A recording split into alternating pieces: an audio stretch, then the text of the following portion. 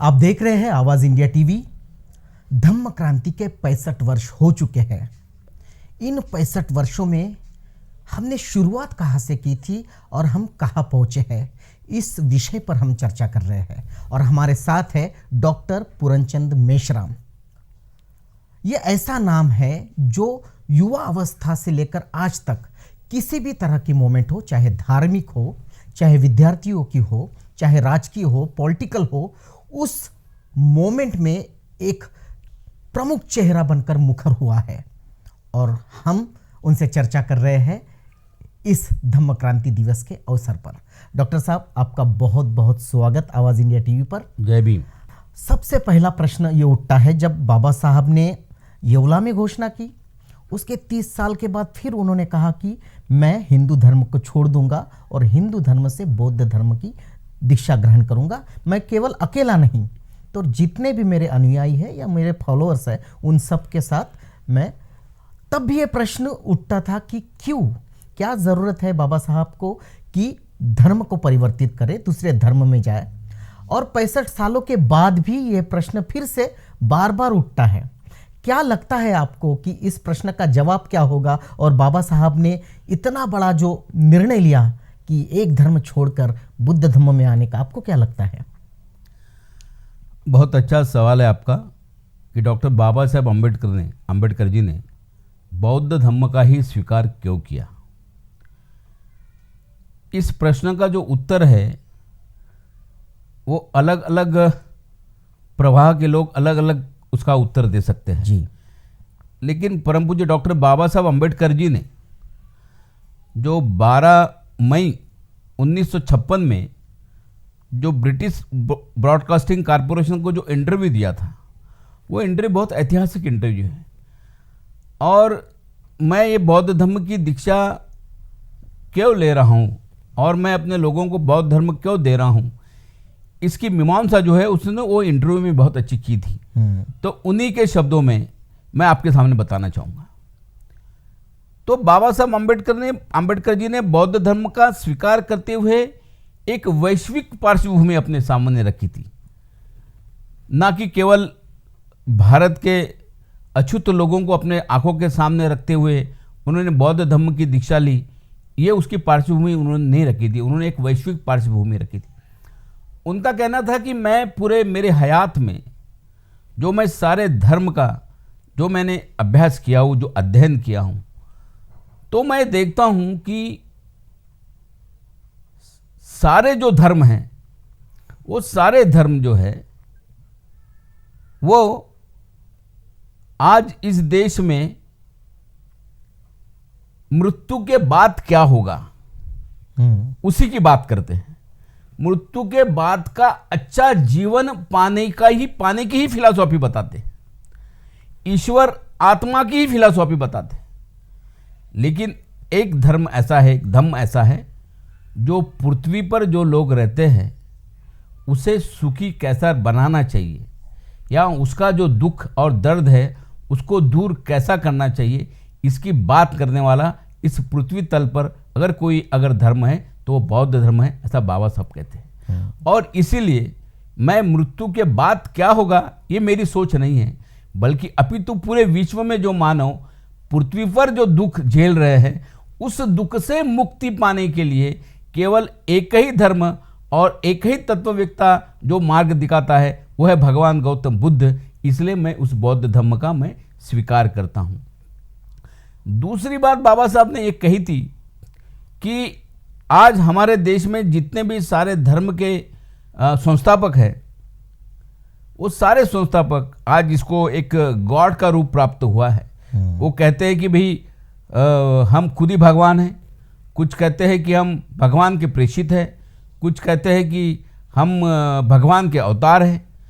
तो लेकिन एक ही है भगवान गौतम बुद्ध, वो कहते हैं कि मैं ना तो भगवान हूँ, ना तो मैं प्रेषित हूँ, ना तो मैं किसी का अवतार हूँ, मैं एक मानव हूँ, मानव जाति के पेट से जन्म लिया हूँ और मानव के लिए काम करूँगा। और सारे लोगों ने कहा कि हम मोक्षदाता है, और भगवान बुद्ध ये कहता है कि मैं मोक्षदाता नहीं, मैं मार्गदाता हूँ। तो इस परिप्रेक्ष्य में सोचने के बाद फिर बाबा साहब अम्बेडकर जी ने तीसरी बात कही बौद्ध धर्म स्वीकार करने के पीछे, कि उस वक्त पूरे चाइना में और रशिया में जिस तरह से जो रक्तरंजित क्रांति हुई और उस रक्तरंजित क्रांति से फिर लोगों को आज़ादी दिला दी। तो बाबा साहब कहते हैं कि ये इंसानों का खून गिराकर, खून बहाकर, उसकी नदियाँ, खून की नदियाँ बहाकर अगर इस देश में अगर आज़ादी मिलती है तो उस आज़ादी को कोई मतलब नहीं। ये देश, इस विश्व में मार्क्सवाद है या साम्यवाद है, वो एक रक्तरंजित क्रांति की बात करता है, लेकिन रक्तविहीन क्रांति की अगर कोई बात अगर करता है तो भगवान गौतम बुद्ध का धम्म करता है। और इसलिए पूरे विश्व में मैं एक रक्तविहीन क्रांति को लाना चाहता हूँ, और वो रक्तविहीन क्रांति जो है वो भगवान गौतम बुद्ध के मार्ग से ही आ सकती है। ये तीसरा कारण बाबा साहब अम्बेडकर ने बताया। और चौथा कारण बाबा साहब अम्बेडकर ये बता रहे थे कि समता, स्वातंत्र्य, बंधुता, न्याय, ये जो मूल्य है, ये मूल्यों के आधार पे मैं केवल भारत राष्ट्र नहीं तो पूरे देश की जो रचना है इस मूल्यों के आधार पे, और प्रज्ञा, शील और करुणा, इस मूल्यों के आधार पे मैं रखना चाहता हूं। और आज विश्व को इन मूल्यों की आवश्यकता है। और इस बात को मद्देनजर रखते हुए बाबा साहब कहते हैं कि ये सारी बातों की कमियां जो है वो पूरा करने वाला विश्व में मुझे सिर्फ एक ही धर्म दिखता है, वो बौद्ध धर्म। और इसलिए एक वैश्विक परिवेक्ष्य में बात करते हुए बाबा साहब कहते हैं कि मुझे बौद्ध धर्म देना है। अपितु सिर्फ देना नहीं है, तो ये विश्व के लिए ये बहुत बड़ा प्रेरणा स्थान होगा कि जिस देश में बुद्ध का जन्म हुआ, उसी देश में बुद्ध के विचारों को जो समाप्त किया गया, तो उसी बुद्ध के विचारों को फिर से खड़ा करके, उसको पुनर्जीवित करके फिर विश्व में एक नए प्रकाश की निर्मिति मुझे करनी है। और इसलिए मैं बौद्ध धर्म का स्वीकार कर रहा हूँ। सर, बहुत सटीक विश्लेषण और बाबा साहब के ही शब्दों में आपने विश्लेषण किया। 65 साल तो हो चुके हैं, धम्म को हमने अंगीकारा, उसका स्वीकार किया। उसके आचरण के बारे में भी बहुत सारी बातें हैं कि किस तरह से उसका आचरण करना चाहिए, कैसा नहीं करना चाहिए, क्योंकि वैश्विक स्तर पे जो है उसका आचरण जो होता है और भारत में जिस प्रकार का आचरण हो, आपको क्या लगता है कि आप बुद्ध धम्म को कैसे समझते हैं? क्या है बुद्ध धम्म कि उसको इस तरह से आचरण करना चाहिए? देखिए, भगवान गौतम बुद्ध का जो धम्म है, बाबा साहब ने भी कहा है, और बौद्ध एंड इस धम्म में भी बाबा साहब ने उसका विश्लेषण किया है कि ये जो प्रस्तापित धर्म जो है, वो प्रस्तापित धर्म से ये जो हमारा धम्म है ये अलग है। उसकी नींव जो है और इसके नींव में फर्क है। भगवान गौतम बुद्ध का धर्म का मतलब ही ऐसा है, ये आचरण का विषय है। भगवान गौतम बुद्ध का धर्म जो पूजा अर्चा करने का या केवल पठन करने का धर्म नहीं है, तो बल्कि रोज़मर्रा की ज़िंदगी में उसको प्रैक्टिस में लाना, उसका आचरण करना, और ना कि बल्कि पूरे इस भगवान गौतम बुद्ध के विचारों को अपना एक जीवन का मार्ग बना लेना, उसको एक माध्यम बना लेना। इस दृष्टि से भगवान गौतम बुद्ध के धम्म को देखा जाता है। तो वैश्विक स्तर पे हम लोग अगर देखेंगे तो जहाँ तुम्हारा हिरोशिमा और नागासाकी ऐसे जो बड़े शहर जो जापान के जो अणुबम से जिनको उद्ध्वस्त किया गया, उस देश में भगवान गौतम बुद्ध के विचारों पे विश्वास रख के और उनके विचारों का आचरण करके आज हम देखते हैं कि जो देश अणुबम से पूरा मिट्टी में मिल गया था, उस देश का नवनिर्माण करने की ताकत उस विचारों में थी। तो आज हम देखते हैं कि वो चाहे वो थाईलैंड हो, चाहे जापान हो, चाहे चाइना हो, चाहे इंडोनेशिया हो, ये सारे जो देश जो बौद्ध राष्ट्र जो है वो जो सारे खड़े हुए एक विचारों के आधार पर। तो विचारों के आधार पर खड़े इसलिए नहीं हुए कि केवल उन्होंने विचार पढ़ा, बल्कि बुद्ध का विचार वहाँ के हर आदमी ने अपने आचरण में लाया। इसलिए खुद के विकास के साथ में समाज का विकास, समाज के विकास के साथ में राष्ट्र का विकास, ये समीकरणों को साथ में लेके देश खड़े हुए।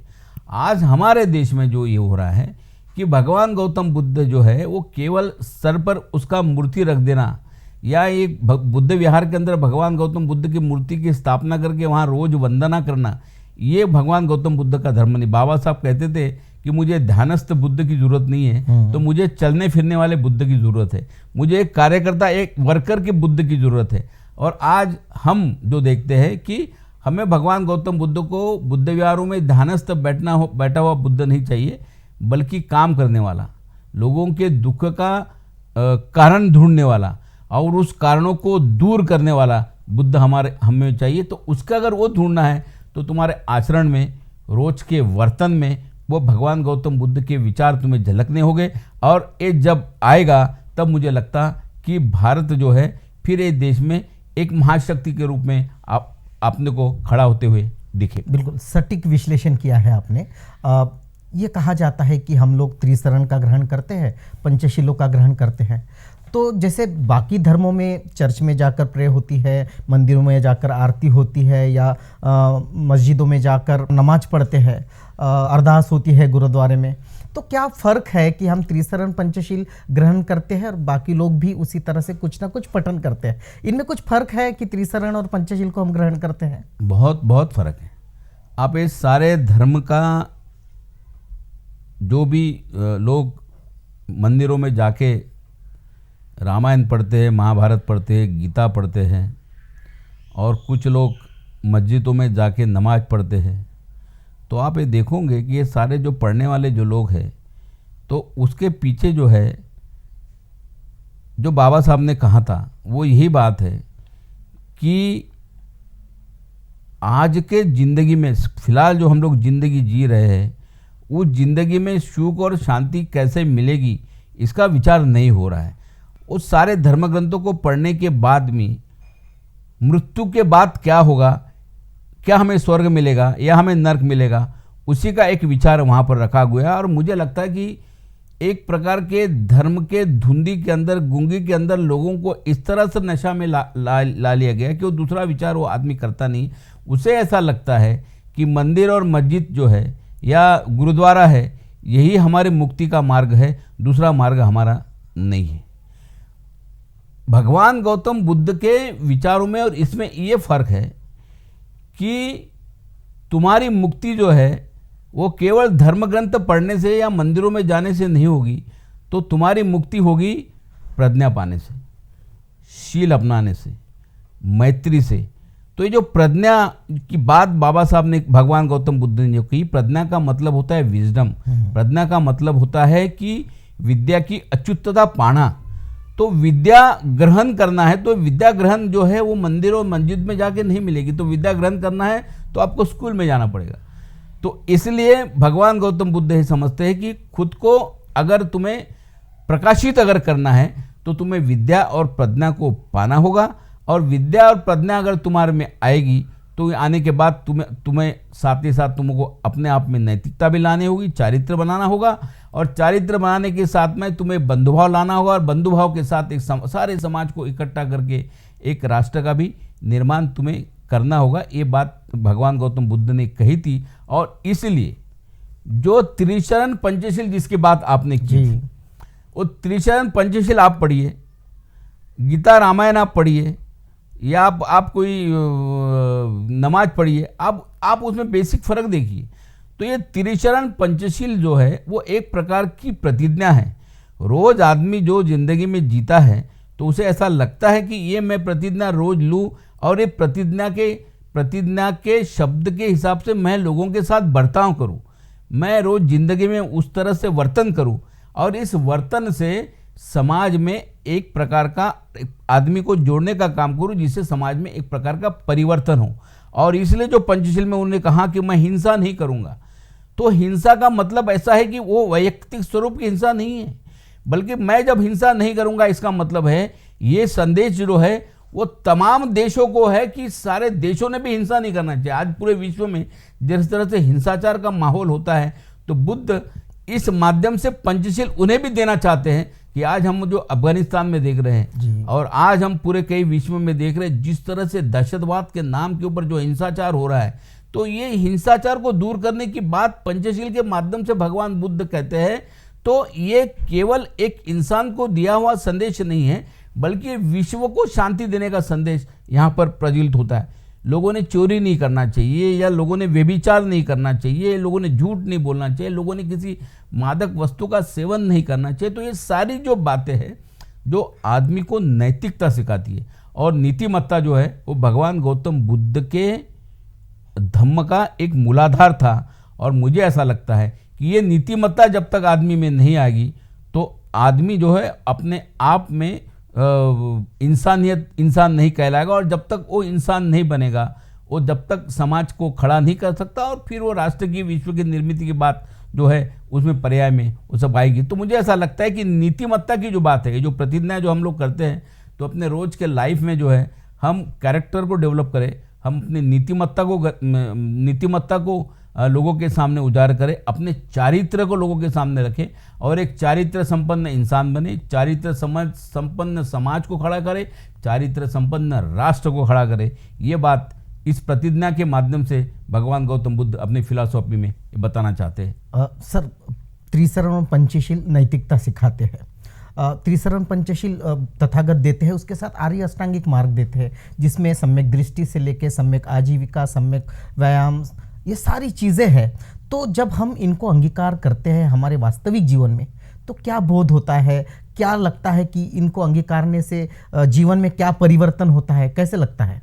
उसको अंगीकार से जीवन में परिवर्तन होता है। अभी आपको मैं उसका तो ये बहुत कई देशों के उदाहरण में मैंने आपके सामने दिए हुए हैं, और बल्कि भारत में 1956 के पहले की इस देश के उन तमाम लोगों की स्थिति जो अस्पृश्यता के नाम पे जो लोग कहते थे कि आज हमें हमारी खुद की मातृभूमि नहीं है, वो लोग आज की स्थिति के अंदर हम लोग देखते हैं 1956 में धम्म दीक्षा लेने के बाद उनके स्थिति में जो आमूलाग्र परिवर्तन जो हुआ है, ये सारा आमूलाग्र परिवर्तन जो है वो भगवान गौतम बुद्ध के धम्म को अपनाने के वजह से ही ये हुआ है। ये बात आपने ये ध्यान में रखना होगा।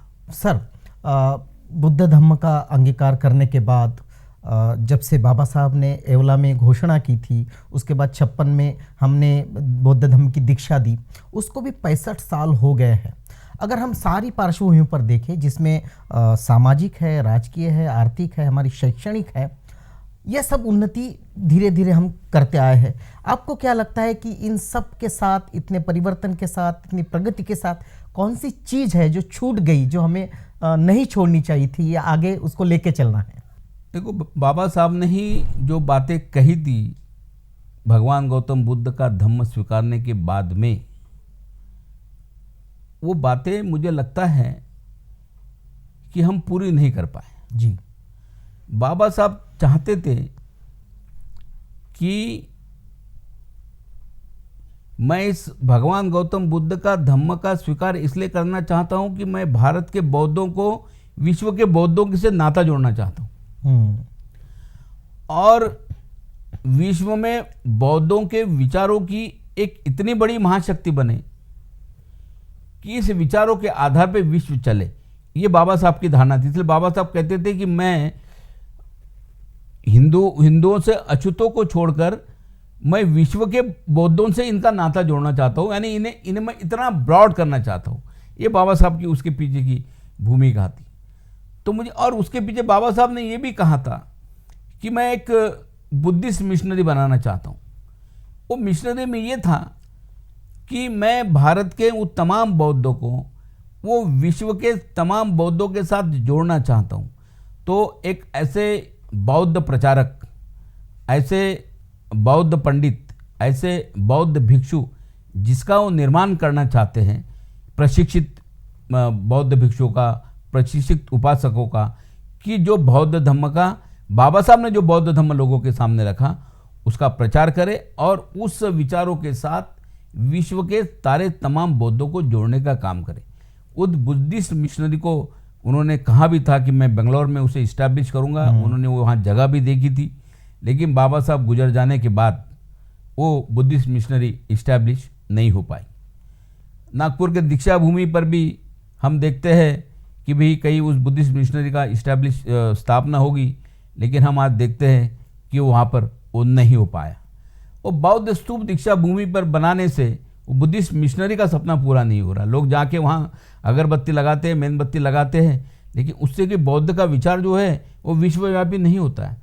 तो मैं जब नागपुर यूनिवर्सिटी में रजिस्ट्रार के पद पर था, मैं वही दीक्षा भूमि के डॉक्टर बाबा साहब अम्बेडकर कॉलेज में 11वीं से लेके M.Com तक पढ़ा। तो मुझे ऐसा लगता कि ये दीक्षा भूमि मेरे सामने ही वो सारे कॉलेज की बिल्डिंगें बनी, मेरे सामने ही वो स्तूप बना। तो मुझे लगता था कि बाबा साहब अम्बेडकर जी का सपना है को जो बुद्धिस्ट मिशनरी हम बना पाएंगे, वो दीक्षा भूमि में क्यों नहीं बन रही।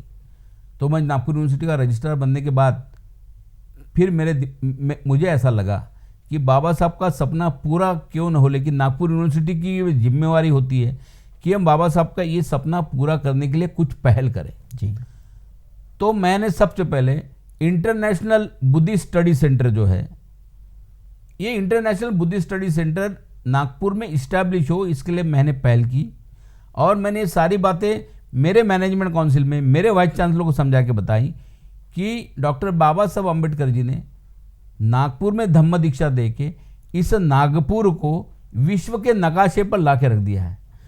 तो नागपुर को विश्व के नकाशे पर ला के दिया तो स्वाभाविक है कि नागपुर यूनिवर्सिटी भी विश्व के नकाशे पर आ गई। फिर ये हमारी ये जिम्मेवारी बनती है कि बाबा साहब अम्बेडकर का जो सपना था वो पूरा ना करे, लेकिन कुछ अंश में एक विद्यापीठ की जिम्मेवारी होती है कि हम लोग क्या पहल कर सकते हैं। तो फिर हमने इस तरह से पहल करना चाहिए कि विश्व के जितने भी बुद्धिस्ट यूनिवर्सिटीज़ है, विश्व की जितने भी बुद्धिस्ट स्टडी सेंटर्स है, उसके साथ हमारे नागपुर का कम्युनिकेशन हो, विचारों का आदान प्रदान हो, विद्यार्थियों का आदान प्रदान हो, हमारे यहाँ के शिक्षकों का आदान प्रदान हो, वहाँ के विद्यार्थी आके हमारे भारत का बौद्ध धम्म सीखे, भारत के विद्यार्थी जाके फॉरेन में जापान में जाए, चाइना में जाए, वहाँ का बौद्ध धम्म का अध्ययन किए। और इस तरह से जो बाबा साहब चाहते कि मैं बौद्धों को विश्व के बौद्धों के साथ जोड़ना चाहता हूँ, ऐसा कोई इस्टेब्लिशमेंट खड़ा हो, ऐसा कोई सेंटर खड़ा हो, ये चाहते थे। तो हमने नागपुर यूनिवर्सिटी में वो इंटरनेशनल बुद्धिस्ट सेंटर हमने खड़ा किया और उस सेंटर के माध्यम से हम लोग एमए बुद्धिस्ट स्टडी है, एमए में पीएचडी है, एक रिसर्च सेंटर हम लोग शुरू किया। और उस माध्यम से हम जितने भी विश्व के बौद्धिस्ट विद्यापीठ है और बाकी भी विद्यापीठ है, उसके साथ में हम ये बुद्ध के विचारों को कैसा हम लोग जोड़ पाएंगे या उनके साथ में उसको कैसा वैश्विक स्वरूप दे पाएंगे, इसके हम लोग पहल कर रहे हैं। तीसरा, बाबा साहब ने कहा था कि मैं एक ऐसा बौद्ध भिक्खु संघ बनाना चाहता हूँ जो एक प्रकार का आदर्श हो पूरे विश्व के अंदर।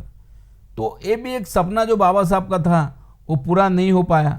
और आज हम लोग देखते हैं कि हमारे यहाँ पर जो बौद्ध भिक्षुओं का जो एक राष्ट्रीय स्तर पर एक प्रकार का प्रशिक्षण केंद्र हो, कहीं पे तो बौद्ध भिक्षु पढ़े, उन्हें कोई सर्टिफिकेट मिले, उन्हें कोई डिग्री मिले जी। और जो अलग धर्म में जिस तरह से हम लोग देखते क्रिश्चियन धर्म में उनके जो ट्रेनिंग सेंटर्स है, उनके जो मिशनरीज है, वहाँ पर लोग पढ़ते हैं, 4-4, 5-5 साल का ट्रेनिंग लेते हैं, बाद में उनको वो डिग्री मिलती है, उनका नाम इनरोल होता है और उसके बाद जो है वो लोग धम्म प्रवर्तन करने के और धर्म का विचार फैलाने के लिए एक एलिजिबल हो जाते हैं। उस तरह से एक यंत्रणा बने, वो नहीं बन पाई। और मुझे ऐसा लगता है कि आने वाले समय में ये सारी जो बातें हैं जो रह गई है, तो ये रही हुई बातें जो है हम लोगों ने इसका बैठ के विचार करना चाहिए। बाबा साहब ने 3 चीज़ें इस देश को दी है। एक तो दिया इस देश में भारत का संविधान, दूसरा दिया इस देश को बौद्ध धम्म, और तीसरा दिया पॉलिटिकल पार्टी में रिपब्लिकन पार्टी ऑफ इंडिया जी। लेकिन ये तीनों त्रिशरण जो है, ये 3 त्रिशरण है जो बाबा साहब ने इस देश को दिए हैं, भारत का संविधान, बौद्ध धर्म और रिपब्लिकन पार्टी ऑफ इंडिया। ये त्रिशरण की जो हालत आज जो हमारे देश में है वो कैसी है, इस बात का सवाल हर बुद्धिस्ट आदमी ने, हर अम्बेडकर आदमी ने अपने आप को पूछना है। तो अगर लेखुना कहा है, अगर बात की अगर आप पूछोगे तो यही है, ये तारे त्रिशरण की हालत जो आज जो हमारे देश में है वो कैसी है। आज हमारे देश का संविधान खतरे में है, आज बौद्ध धर्म आज हमारे देश में खतरे में आया है। जो बाबा साहब को अपेक्षित बौद्ध धर्म का प्रचार और प्रसार रुका हुआ है। रिपब्लिकन पार्टी के बारे में तो आप सभी लोग, हम सभी लोग जानते हैं। तो ये त्रिशरण की हालत जो है, जो हुई है, मुझे ऐसा लगता है कि बाबा साहब ने दिया हुआ जो त्रिशरण है, ये फिर नए दम से खड़े करने की आवश्यकता है। जिस हालत में आज वो है, तो मुझे ऐसा लगता है कि इस बारे में भी इस लोगों को सोचना पड़ेगा।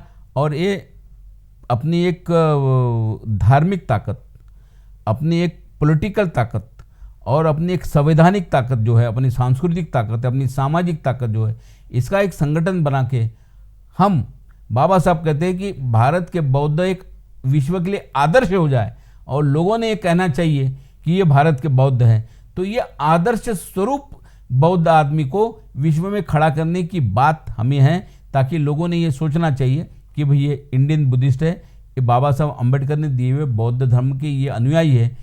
इसका गर्व जो है हमें सबको महसूस होना चाहिए और विश्व के बौद्धों ने तुम्हें उस तरह से आदर देना चाहिए। इस तरह से प्रतिमा इस देश के बौद्धों की तैयार हो, और जिस दिन ये प्रतिमा तैयार होगी मुझे ऐसा लगता है कि बाबा साहब का जो सपना है वो पूरा होगा। तो ये सारी जिम्मेवारी है किसी संगठन की नहीं, तो मुझे ऐसा लगता है कि देश में रहने वाले तमाम बौद्ध नागरिक जो है वो तमाम लोगों की एक सामूहिक जिम्मेवारी बनती है। और इस सोच में इस बहुत चिंता का विषय है, और इस चिंता के विषय पे चिंतन करके मुझे ऐसा लगता है कि इन सारे नए जनरेशन को इस मूवमेंट में कैसे हम लोग जोड़ेंगे और बाबा साहब को अभिप्रेत जो बौद्ध धम्म है वो कैसा हम लोग खड़ा कर पाएंगे, इसके ऊपर विचार करने की आवश्यकता है। इस पर तो विचार होगा, लेकिन एक बात और सामने आती है कि जब बाबा साहब घोषणा करते हैं तब सावरकर कहते हैं अरे ये क्या, बाबा साहब ने तो किसी और धर्म में प्रवेश नहीं किया, ये तो हिंदू धर्म की शाखा ही है।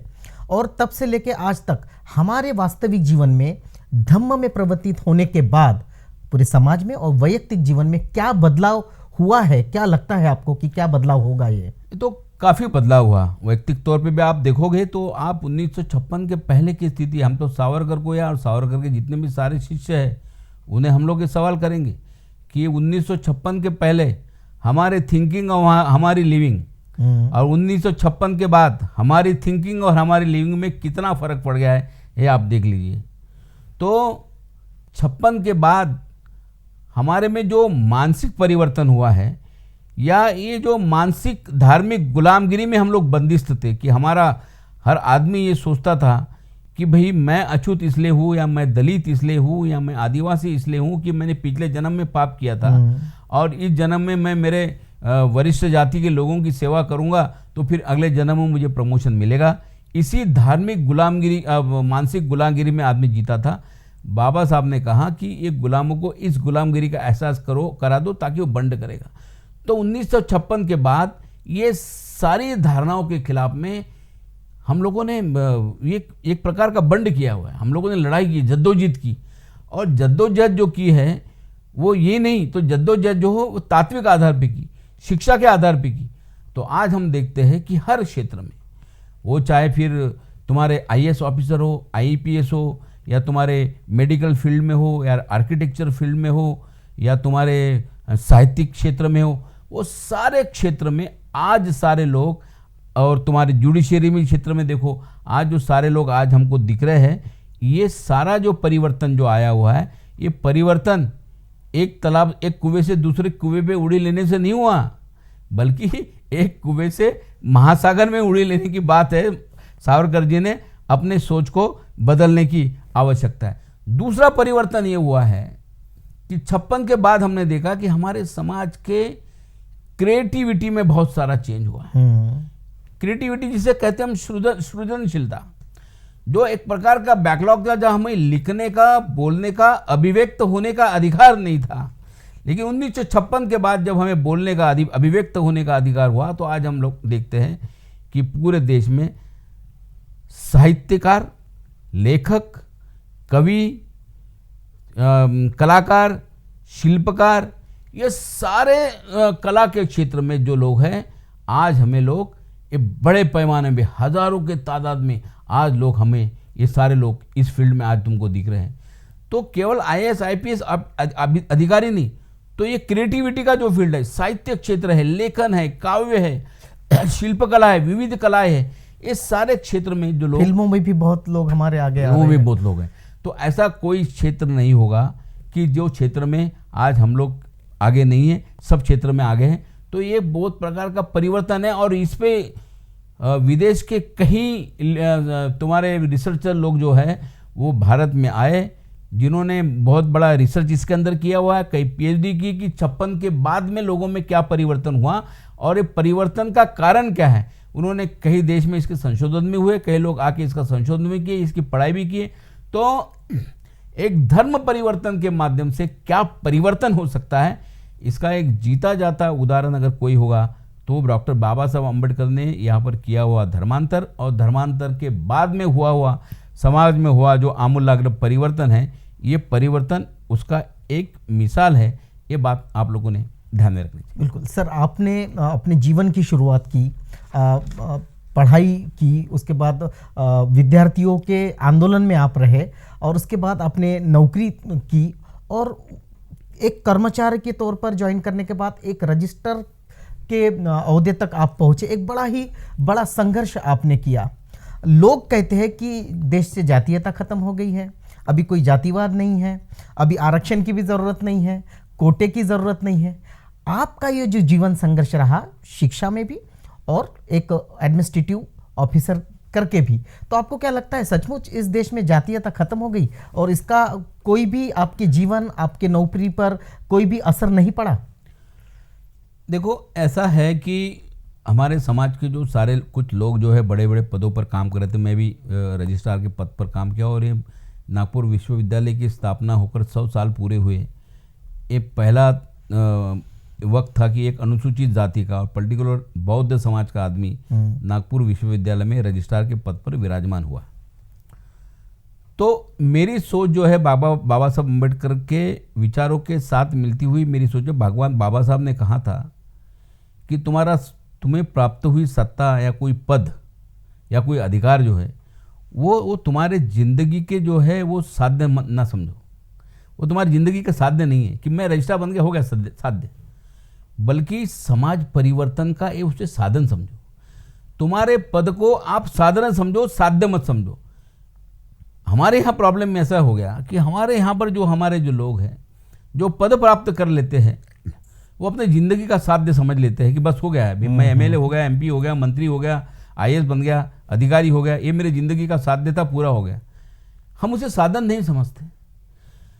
इस पद का उपयोग तुम साधन करके, बाबा साहब अम्बेडकर जब मिनिस्टर बने या बाबा साहब अम्बेडकर जो पद पर गए तो पद से वो जो है वो समाधानी नहीं थे। जब उनका साध्य पूरा नहीं हुआ तो उन्होंने रिजाइन भी कर दिया, क्योंकि उसने बाबा साहब ने उस पद का उपयोग जो है वो साध्य के रूप से नहीं साधन के रूप से किया हुआ है।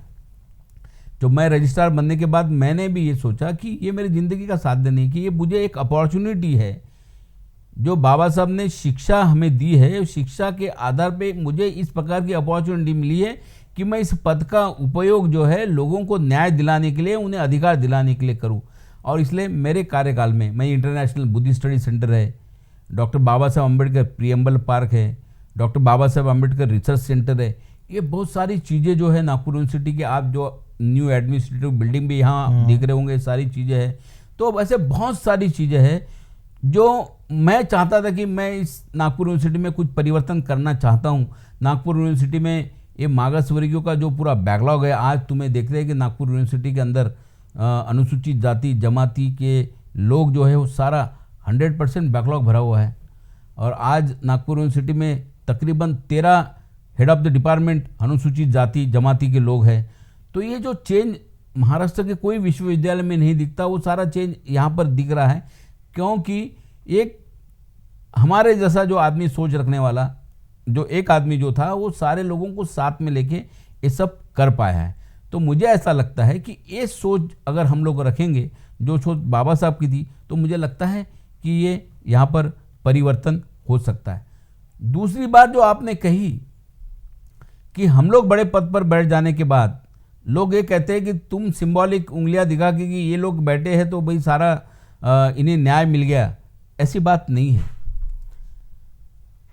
आज भी हम देखते हैं कि डिस्क्रिमिनेशन सब तरफ हो रहा है। आज महाराष्ट्र गवर्नमेंट ने, हम देखते हैं कि पदोन्नति में का जो आरक्षण है वो निकालने का निर्णय लिया है। जो कहते हैं कि महाराष्ट्र जो है फुले शाहू अंबेडकर के विचारों पे अधिष्ठित राज्य है, और यही राज्य में शाहू महाराज ने आरक्षण दिया था, यही राज्य में महात्मा ज्योतिराव फुले ने आरक्षण की वकालत की थी, हंटर कमेटी के सामने, कमीशन के सामने महात्मा फुले ने कहा था कि अनुसूचित जाति जमाति के लोगों को शासकीय व्यवस्था में शिक्षा के क्षेत्र में आरक्षण मिलना चाहिए। और डॉक्टर बाबा साहब अम्बेडकर जी ने तो संविधान में उसके लिए प्रोविजन भी किया था। ये तीनों के महापुरुषों के विचार पे अधिष्ठित महाराष्ट्र राज्य में जब हम देखते हैं कि अनुसूचित जाति जमाति के आरक्षण को खतरा पैदा होता है या उसे नष्ट किया जाता है, तो आप ये लोग सोचना चाहिए कि यहाँ के राज्यकर्ताओं की जो सोच है वो सोच जो है वो अब बदली नहीं है।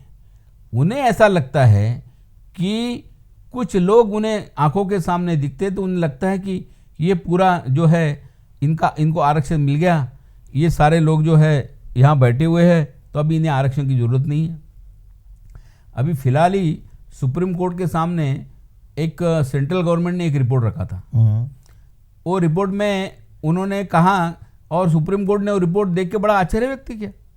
उसने कहा ये रिपोर्ट के अंदर हम देखते हैं कि अ श्रेणी और ब श्रेणी में ये अनुसूचित जाति जमाति के लोगों की मात्रा ही नहीं है पर्याप्त, और आप जो प्रमोशन की बात करते हो वो सिर्फ ड और क श्रेणी में बात करते हो। अरे ड और क श्रेणी में तो आप इनको दोगे ही, लेकिन क्या what about A and B श्रेणी, ए ग्रेड और बी ग्रेड में इनकी मात्रा आप देखिए। तो सुप्रीम कोर्ट इस बात की चिंता जताता है 2021 में जो रिपोर्ट पहली बार सेंट्रल गवर्नमेंट ने जो चित्र सुप्रीम कोर्ट के सामने रखा आरक्षण का, उस आरक्षण के सामने तो सुप्रीम कोर्ट इस बात की चिंता व्यक्त करता है कि ए और बी ग्रेड के पदों पर आज भी अनुसूचित जाति जमाति को पर्याप्त छोड़िए, लेकिन एक जिस तरह से प्रमाण उन्होंने दिया उस प्रमाण से आश्चर्य व्यक्त किया गया है। तो इसका मतलब है कि आज़ादी के ये तुम्हारे 70 साल के 75 साल के बावजूद भी अगर हम क्लास 1 क्लास 2 ग्रेड के अंदर आज भी हम लोग आरक्षण नहीं भर पाए, तो आप मुझे बताइए कि 1950 में दिया हुआ आरक्षण 1921 में अगर इसकी ये स्थिति है, तो फिर लोग ये प्रश्न करते हैं कि भाई ये पद पे ये बैठे हुए हैं तो अभी इन्हें कोई आरक्षण की जरूरत थी। मुझे लगता है ये सारी बात का ढकोसला है। ये नए जनरेशन को गुमराह करना चाहते हैं, एक दूसरे जनरेशन को जात के धर्म के आधार पे वो उन्हें भड़काना चाहते हैं और एक नया संघर्ष इस देश में करना चाहते हैं, लेकिन स्थिति वैसे नहीं है। और सुप्रीम कोर्ट ने उस बात की चिंता जताते हुए ये स्पष्ट कर दिया है कि स्थिति वो नहीं है, स्थिति बहुत खराब है और इसलिए इस समाज को आरक्षण की ज़रूरत है। ये बात अभी उन्होंने स्पष्ट कर दी। बिल्कुल आखिरी दौर में हैं हम इस चर्चा के। ये कहा जाता है कि बौद्ध के काल में, तथागत के काल में या सम्राट अशोक के काल में सोने की चिड़िया कहा जाता था इसको, और एक विश्व गुरु के तौर पर कहा जाता था। हम लोग कोशिश कर रहे हैं, हमारी सरकारें कोशिश कर रही है और ये कहा जा रहा है कि भारत विश्व गुरु बनेगा, लेकिन हम ये सोच रखते हैं कि जब तक बुद्ध धम्म का आचरण नहीं होगा देश विश्व गुरु नहीं बन सकता। तो क्या आपको भी लगता है ऐसा कि बौद्ध धम्म इस देश के प्रगति में बहुत ज़रूरी है? उसकी बहुत आवश्यकता है।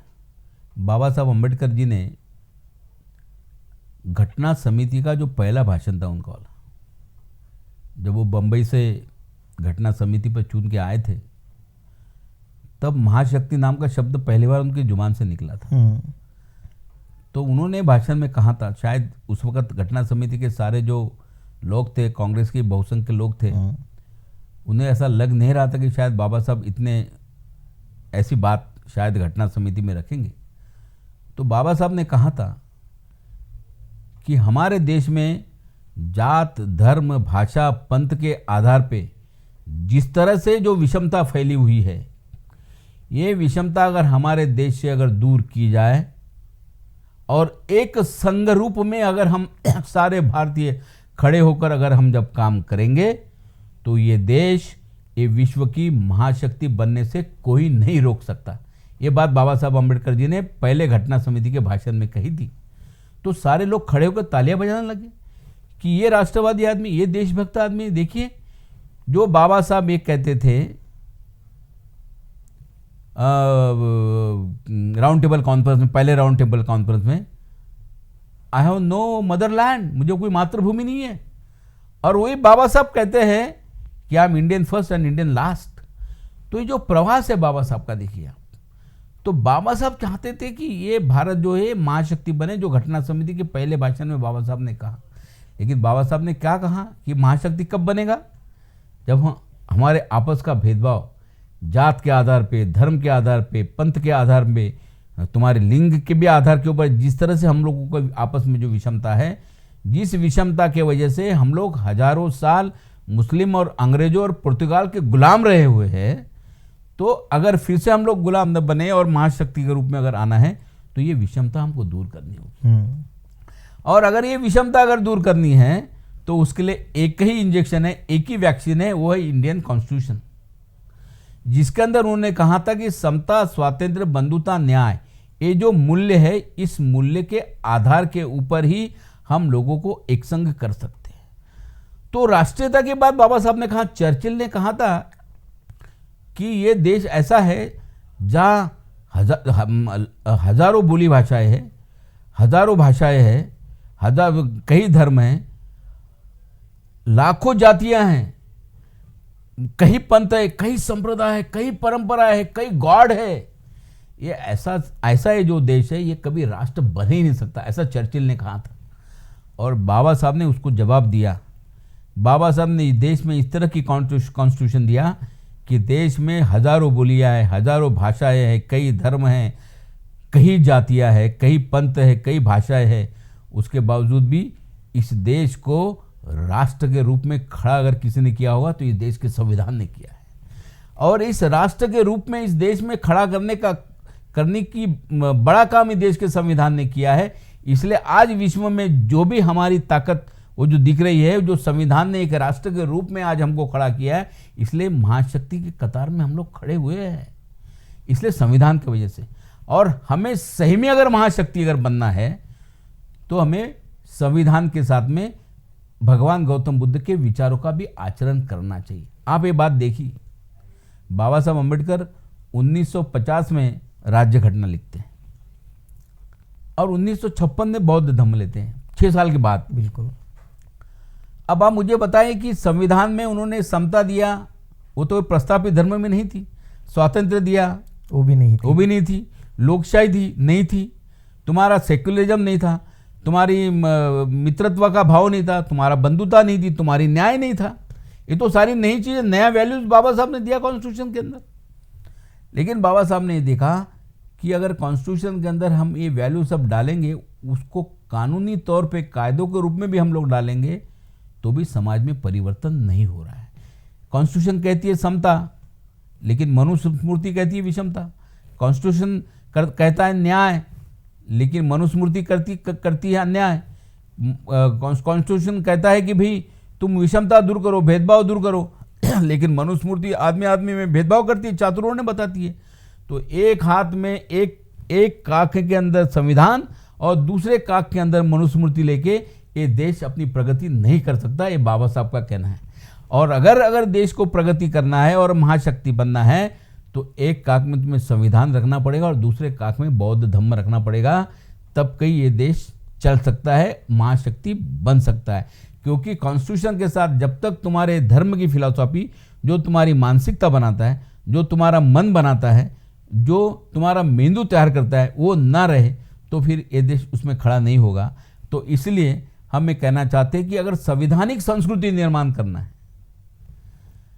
और देश में एक बौद्ध संस्कृति अगर निर्माण करना है, तो जब तक ये संवैधानिक संस्कृति अगर निर्माण करना है, तो जब तक आदमी बौद्ध विचारों को नहीं अपनाएगा, हम ये नहीं चाहते कि तुम दीक्षा भूमि में जाकर बौद्ध धर्म का स्वीकार कर दो और अपने सर्टिफिकेट के अंदर बौद्ध धर्म लिख दो। ये हम भी नहीं चाहते ना, बाबा साहब चाहते थे। बौद्ध धर्म का स्वीकार करना, इसका मतलब ऐसा होता है कि बौद्ध तत्वज्ञान का हम लोगों ने अंगीकार करना, उसका आचरण करना, ये उसका मतलब होता है। कोई कपड़े पहनने से धर्म नहीं बदला जाता। इसलिए भगवान गौतम बुद्ध ने विज्ञान निष्ठता की बात कही थी। भगवान गौतम बुद्ध ने, और जिसका अंगीकार बाबा साहब ने इंडियन कॉन्स्टिट्यूशन में रखा कि भाई साइंटिफिक इन्वायरमेंट तैयार करना राज्य घटना की जिम्मेदारी है, उसने हर नागरिकों के कर्तव्य में लिखा हुआ था। तो जो बात बौद्ध धम्म में लिखी है कि जो बाबा साहब अम्बेडकर ने प्रियम्बल में जो सारे मूल्य लिखे हुए हैं, वो सारे मूल्य जो है भगवान गौतम बुद्ध के धम्म से मैंने लिया हूँ, ये बाबा साहब ने कहा था। और दूसरा उन्होंने कहा था, और बाबा साहब अम्बेडकर ने भगवान गौतम बुद्ध के से लोकशाही ली थी। सारे निर्णय बौद्ध काल में लोकशाही के माध्यम से होते थे। तो कॉन्स्टिट्यूशन लिखने के बाद बाबा साहब ने कहा था, पहले लाइन में लिखा है, we the people of India. ये भारत की ऐसी पहली राज्य घटना है जिसकी शुरुआत we the people of India, कि हम देश के नागरिक ये देश की राज्य घटना अर्पण करते।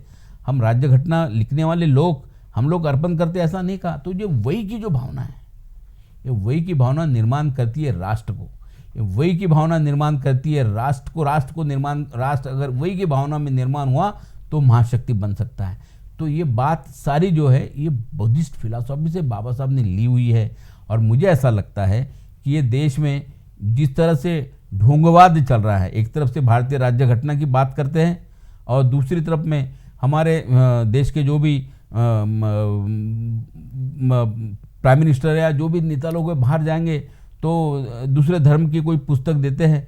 तो ये सारी जो बातें, जिस तरह से ढोंग हमारे देश में जो चल रहा है, विडंबन जो चल रहा है, तो मुझे ऐसा लगता है कि इंडियन कॉन्स्टिट्यूशन के ऊपर, इंडियन कॉन्स्टिट्यूशन के मूल्यों के ऊपर जब तक ये देश खड़ा नहीं होगा तब तक जो है आज तुम्हें महाशक्ति आप नहीं बन सकते। कोरोना का इतना फैलाव हुई देश में हुआ है, तो भाई तो मंदिर में घंटी बजा के तो कोरोना दूर नहीं हुआ ना, तूने सारे वैक्सीन बनाने पड़े, तभी पूरे वर्ल्ड ने बोला कि इसके सिवा कोई रास्ता नहीं है। यानी विज्ञान ही जो ऐसा है कि जो तुमको बचा सकता है। तो ये विज्ञान बताया किसने? तो बुद्ध के विचारों ने बताया हुआ है। और भगवान गौतम के बाबा साहब के कॉन्स्टिट्यूशन ने बोला कि तुमको साइंटिफिक इन्वायरमेंट आप लोगों ने तैयार करना चाहिए। तो ये देश को अगर कोई बचा सकता है तो ये देश का संविधान बचा सकता है, बुद्ध का विचार बचा सकता है। जो बुद्ध का विचार इस देश में पैदा हुआ है, भगवान गौतम बुद्ध इस देश में जन्मे हुए। मुझे ऐसा लगता है कि सारे अपित लोग में जो पूरे बुद्ध अशोक काल में जो पूरा देश भारतमय था, उन तमाम लोगों ने आज ये सोचना चाहिए, जब पूरा देश जब बौद्धमय था, पूरे देश के सारे नागरिक जब बौद्ध थे, ये उसके बाद में जो परिवर्तन हुआ, उसके बाद अलग अलग लोग अलग अलग धर्मों के बने, कोई हिंदू बना, कोई मुस्लिम बना, लेकिन अशोक काल में तो पूरा देश बौद्धमय था। इसका मतलब है सारे लोग बौद्ध ही थे। तो फिर वो अशोक का राज फिर इस देश में प्रस्थापित हो। हम लोग ये नहीं चाहते कि आप धर्मांतर करो, लेकिन कम से कम इस देश के सारे लोग बौद्ध विचारों को अपनाएं और बौद्ध विचारों को अपना के इस देश में संविधान की संस्कृति को खड़ा किए। कॉन्स्टिट्यूशनल कल्चर जो है इस देश में खड़ा करना चाहिए। ये कल्चर अगर खड़ा होगा तो मुझे लगता कि हमारा देश एक महाशक्ति के रूप में ये पूरे विश्व में उभर कर आएगा और उसे कोई नहीं रोका जा सकता। बस ये दो ही वैक्सीन है, इंडियन कॉन्स्टिट्यूशन और बौद्ध धम्म। यही वैक्सीन से जो है हम लोग इस देश के सारे दुख के मुक्ति पाकर महाशक्ति के रूप में विश्व में हम खड़े हो सकते हैं। बिल्कुल। तो दो वैक्सीन है, एक है भारतीय संविधान और एक है बुद्ध धम्म। जिस तरह बाबा साहब ने भी कहा था कि अगर महाशक्ति बनाना है तो एक काख में जो है, जैसे डॉक्टर साहब कह रहे हैं कि संवैधानिक संस्कृति, और एक काख में जो है ये बौद्ध संस्कृति जिसमें समता, स्वतंत्र, बंधुता, न्याय की कल्पना है, इसे अवलंब करना पड़ेगा। हम 65वां वर्ष मना रहे हैं धम्म दीक्षा क्रांति का। डॉक्टर साहब, आपने अपना बहुमूल्य वक्त दिया, आवाज़ इंडिया टीवी पर बात की, आपका बहुत बहुत धन्यवाद। Thank you. जय भीम, धन्यवाद।